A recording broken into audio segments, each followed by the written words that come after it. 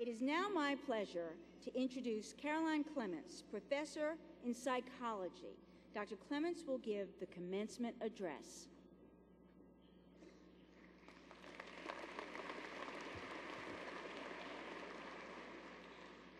Hello, new Seahawk alumni, and I must say you look better today than you did last week. I stand here today to congratulate you for a job well done and a journey well ended. I congratulate your families in standing with you today and for every day they have done so to achieve this moment. It is a truth well worth noting that without their support, this day may not have ever happened.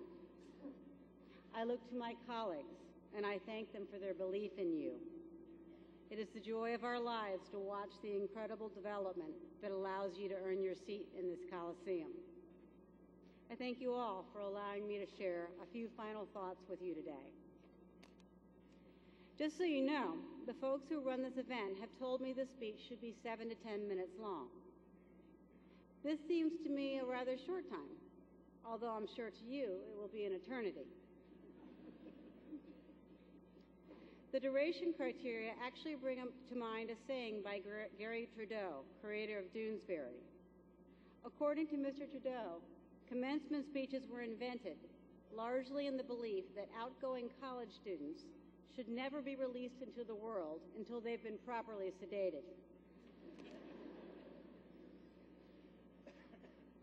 My other favorite saying in these genre is from Robert Orban, who said that a graduation ceremony is an event where the commencement speaker tells thousands of students dressed in identical caps and gowns that individuality is the key to success. And so, here we are.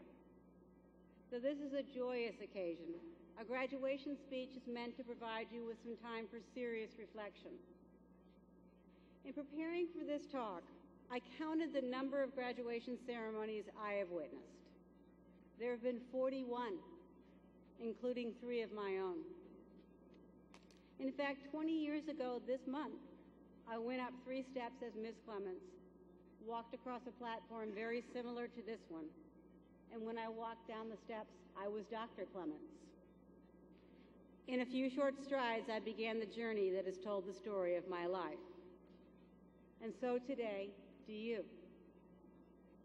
As I think about that day 20 years ago, and this day for you, I know that this day holds one common truth for all of us. You will end this day a different person than you began. At the beginning of this day, you were not a UNCW graduate. At the end of this day, you will attain that status. In the simple act of standing and walking across the platform, you're acknowledging the occurrence of a fundamental transformation accrued to you in the past few years. In a few moments, there will exist another truth about you that will persist for all your days.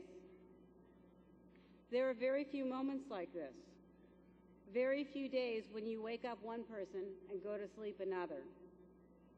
We wake up a single person and we go to sleep married. We wake up childless and go to sleep a parent. We wake up jobless, go to sleep employed. We wake up committed to an ideal. We go to sleep having made steps towards that promise. The question then is, what does this transformation mean? What does it mean that you sit here clothed in baccalaureate regalia? I guess in some sense of the term, this is your last lecture. Graduating from college means that you will earn almost $1 million more over your lifetime than those in your cohort who did not have your opportunities. It means that you are likely to be healthier physically and mentally than your non-college peers, and this benefit will accrue to your children. You will enjoy greater job stability and personal mobility.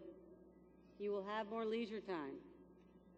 You leave here today having acquired a commitment to lifetime information literacy. At no time will your world leave you behind, raging in the anger of the knowledge disenfranchised. You have acquired skills fundamental for success in the new knowledge economy.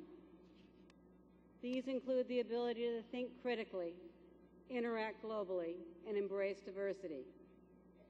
In short, what you have accomplished should be worth it for you.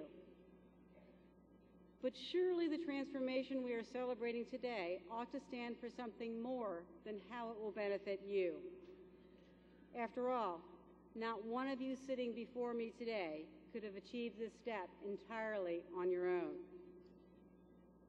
If there is one message I would give you, it is these reflections on those truths. The question I place before you is whether this transformation will have benefits beyond you. I cannot believe that there is a person in this Coliseum who does not acknowledge the level of challenge your cohort faces as it leaves this academy. Addressing this in his commencement speech last year to Grinnell College, Thomas Friedman stated that the baby boomers were the grasshopper generation, eating through just about everything like hungry locusts. I bet you're glad you didn't vote to hear Thomas Friedman.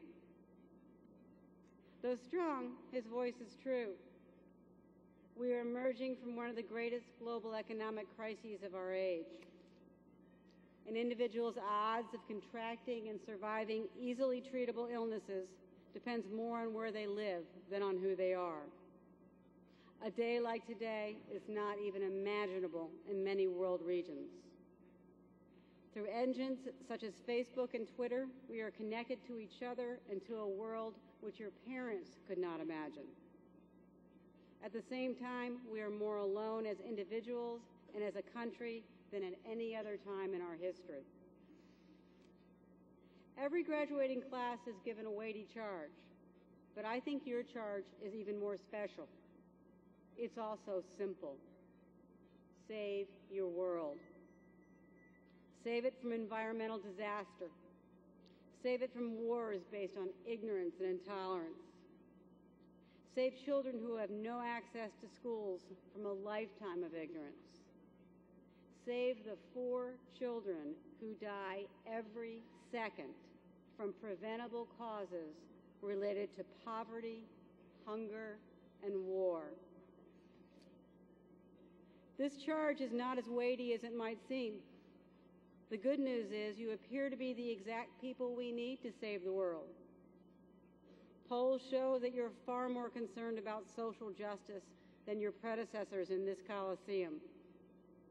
You're more comfortable in the global village and more likely to see similarities than differences in your interactions. You're not afraid to switch companies and even careers to pursue your passion.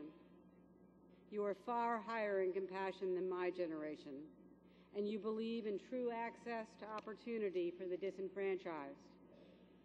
You want to work smarter, not harder. And you want to be there, men and women alike, to parent your children. So I ask you to rise to this challenge. Save your world. Use your skills and use your compassion. Do it. Save your world. And don't be afraid. Every single moment you spend in fear, you give a piece of your life away. In the words of the great Les Brown, shoot for the moon. Even if you miss, you'll land among the stars. Thank you.